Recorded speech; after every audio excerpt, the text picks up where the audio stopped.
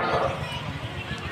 দুরূদ একবার বললে যদি আল্লাহ তাআলা ওই ব্যক্তির উপর 10 বার দুরূদ পড়েন, আল্লাহর দুরূদের অর্থ ভিন্ন, ঠিক আছে? আমরা কোন অর্থ ওই অর্থের দিকে গেলাম না, সরাসরি অনুবাদ বললাম। একবার সালাম দিলে আল্লাহ রসুলকে যদি আল্লাহ তাআলা ওই ব্যক্তিকে 10 বার সালাম দেয় আল্লাহ রসুলের জন্য, তাহলে একটা মাহফিলের আয়োজন করলে অবশ্যই আল্লাহ তাআলা কমপক্ষে এই 25 জন মানুষের জন্য 10টি মাহফিলের ব্যবস্থা করবেন, ঠিক কিনা বলেন? ঠিক। এটা আমার যুক্তি, এই হাদিসের আলোকে আমি এটা বুঝি। আপনারা কি মনে করেন?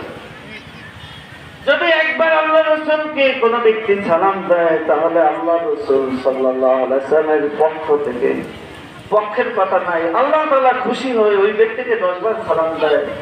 আল্লাহ রসুলের আলোচনার জন্য যদি একটা মাজলিসের মাহফিলের কেউ ব্যবস্থা করে, এই মাহফিল তো একা করা সম্ভব না। সম্ভব? একজন মানুষ কি